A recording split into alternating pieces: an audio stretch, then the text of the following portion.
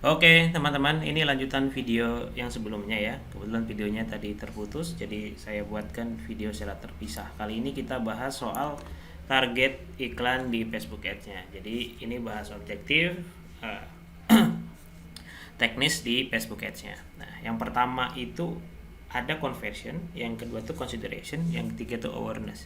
Yang sebenarnya ini setara dengan target-target orang dagang di kehidupan offline tadi, di kehidupan nyata orang dagang ya. Jadi conversion itu setara dengan orang-orang yang pengen jualan langsung, pengen dapat revenue, pengen dapat omset. Nah, yang consideration ini setara dengan orang-orang yang sifatnya tuh nyari prospekan ya, yang butuh orang-orang yang ketika datang tuh butuh diyakinkan dulu biar mereka beli. Yang terakhir adalah awareness, ya ini tujuannya adalah untuk nyari exposure biar dikenal kayak gitu ya. Jadi orang itu nanti aware atau tahu produk ataupun bisnis Anda. Nah, saya akan jelaskan satu persatu ya. Silakan diperhatikan. Oke. Pertama, objective conversion. Ya, ini saya ngomongin konsep tuh di sini nih ya. Anda jangan bertanya gimana cara bikin conversionnya, tapi itu nanti di lain uh, video. Oke. Konsepnya pertama tuh seperti ini. Jadi Facebook Ads itu atau FB atau sekarang namanya jadi Meta itu punya data orang-orang yang biasa berbelanja di platformnya dia ataupun di website gitu ya. Jadi Facebook itu kan usernya banyak ya, ada mungkin jutaan, ratusan juta orang kayak gitu ya. Nah, dari sekian banyak orang ini Facebook itu selalu men-tracking ya siapa saja nih yang senang belanja kayak gitu ya, yang ada di platformnya dia, di platform Meta ataupun lewat website. Nah, karena Facebook kan bisa men-tracking website tuh. Nah, jadi Facebook ini punya data-data orang-orang yang senang beli atau orang yang beli produk. Nah, selanjutnya, ketika Anda pengen jualan produk langsung gitu ya, atau pengen hard sell, nyari revenue langsung, maka Anda bisa minta ke Facebook agar iklan Anda itu ditayangkan ke orang-orang sejenis ini.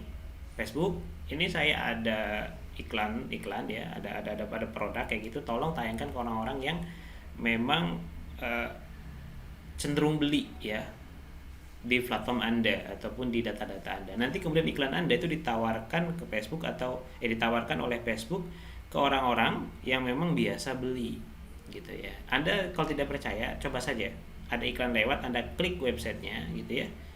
Klik websitenya, kemudian Anda klik tombol-tombol di situ ataupun bahkan Anda beli langsung di situ. Nanti nggak lama setelah itu pasti akan muncul iklan-iklan produk-produk yang lain.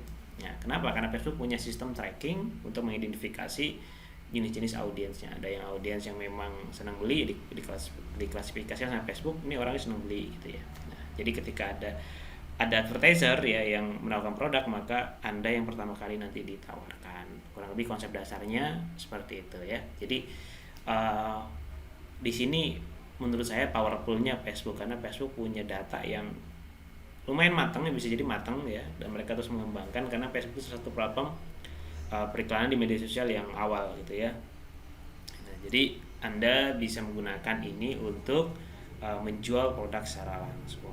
Namanya conversion. Jadi targetnya konversi atau targetnya kalau misalnya tuh pengen jualan langsung biar dapat duit. Nah, itu ya. Yang pertama, yang kedua nih targetnya consideration. Ini setara dengan yang pertama tadi ya. Yaitu nyari orang-orang yang perlu diyakinkan dulu ya. Jadi FB juga ya punya orang-orang, punya data orang-orang yang tertarik atau berinteraksi dengan iklan dari suatu produk. Bentuk interaksinya bisa sekedar komentar gitu ya, atau sekedar nge-likes, ataupun ngisi formulir gitu kan, ada kan biasanya formulir Facebook itu. Nah, Facebook juga punya data-data orang semacam ini. Nah, orang semacam ini harus diyakinkan dulu agar mereka mau beli produk Anda gitu ya.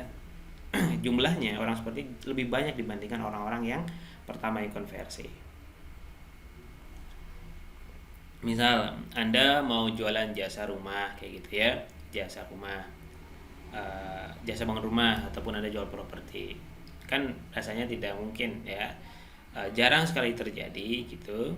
Anda jualan, misal harga rumahnya 1 miliar, terus orang tiba-tiba transfer ke Anda, kan tidak seperti itu prosesnya. Jadi yang penting orangnya datang ke Anda Anda komunikasi, call, kemudian deal. Nah, begitu ya. Jadi Anda bisa minta ke Facebook agar iklan Anda itu ditampilkan ke orang-orang semacam ini. Nah, gitu ya. Yang terakhir ya, awareness. Tutup dulu nih biar nggak pindah dia.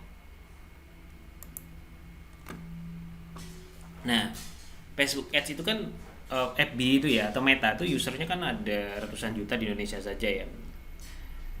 Mereka tuh justru berarti sangat masif banget nih. Anda bisa minta ke Facebook untuk mengekspos brand Anda agar ditampilkan ke user-usernya. Ya, katakan saja usernya Facebook nih, atau kita ambil contoh toko lokal ya. Misalnya toko lokal Anda, saya tinggal di Purwokerto Banyumas, katakan saja di Purwokerto ini ada sekitar mungkin 1/2 juta audiens.